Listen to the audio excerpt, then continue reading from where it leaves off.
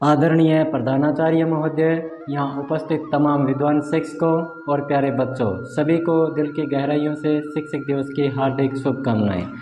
शिक्षक दिवस के इस मौके पर मुझे अपने दो शब्द बोलने का जो अवसर मिला है, जिसके लिए मैं आप सभी का हृदय की गहराई से आभार प्रकट करता हूँ। प्रत्येक छात्र एवं छात्रा के जीवन में एक शिक्षक की महत्वपूर्ण भूमिका होती है। कहते हैं कि एक सुदृढ़ भवन के लिए नींव जितनी महत्वपूर्ण है, उतनी ही छात्र रूपी जीवन में गुरु की महत्वता होती है। गीता के एक अध्याय में लिखा है कि गुरुर ब्रह्मा गुरुर विष्णु गुरुर्देव महेश्वर गुरुर साक्षात परम ब्रह्म तस्मै श्री गुरुवे नमः, जिसका अर्थ है कि गुरु ही ब्रह्मा है, गुरु ही विष्णु है और गुरु ही भगवान शंकर है, अर्थात गुरु ही साक्षात परम ब्रह्मा है। ऐसे श्री गुरुदेव को मेरा प्रणाम, क्योंकि गुरु ही एक शिशु के चरित्र का निर्माण करके उसे सच्चरित्र बनाते हैं। दोस्तों, विश्व भर में शिक्षक दिवस 5 अक्टूबर को मनाया जाता है, लेकिन भारत में यह 5 सितंबर को मनाया जाता है।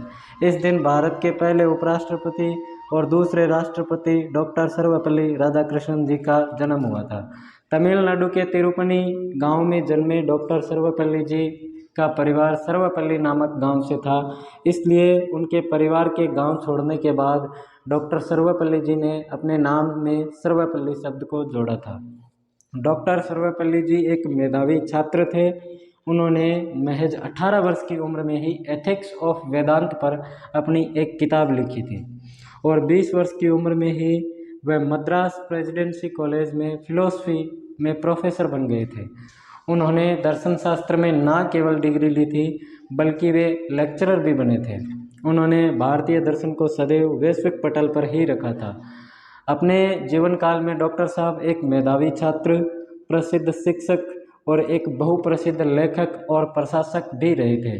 फिर उपराष्ट्रपति और फिर राष्ट्रपति भी बने थे।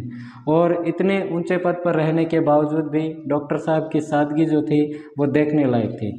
उनके जन्मदिवस के मौके पर जब छात्र उनका जन्मदिवस मनाने पहुँचे तो उन्होंने अपना व्यक्तिगत जन्मदिवस मनाने से इनकार कर दिया और बदले में उन्होंने कहा कि मैं चाहता हूं कि पूरे भारत के सभी शिक्षकों को समर्पित करते हुए यह जन्मदिवस व्यक्तिगत न होकर शिक्षक दिवस के रूप में मनाया जाए, और तभी से 5 सितंबर को शिक्षक दिवस के रूप में मनाया जाता है।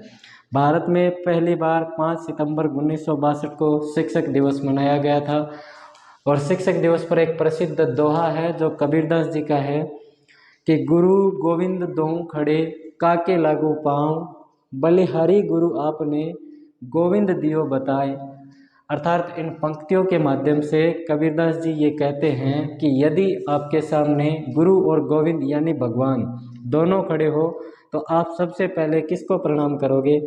इस प्रकार की स्थिति में कबीरदास जी कहते हैं कि गुरु ही आपको भगवान तक पहुंचने का मार्ग दिखलाते हैं, इसलिए आपको सबसे पहले गुरु को ही वंदन करना चाहिए।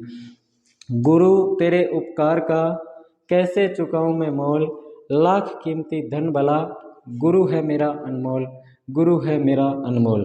दोस्तों, एक बच्चे के जीवन में पहली गुरु उसकी माँ होती है, जो हमें इस संसार से अवगत करवाती है। वहीं दूसरी ओर शिक्षक हमें सांसारिक जीवन का बोध कराते हैं।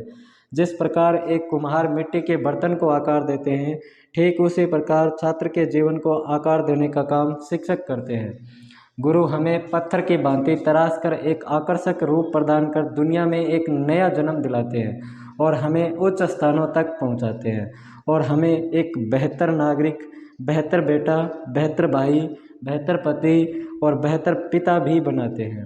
अंत में 2 पंक्तियों के माध्यम से मैं अपने शब्दों को विराम देना चाहूँगा, तो ज़रा इन पंक्तियों को गौर से सुनिएगा कि ना तारीफ़ के शब्दों की है उसको चाहत, ना तारीफ़ के शब्दों की है उसको चाहत, ना महंगे उपहारों से होती है उसकी इबादत।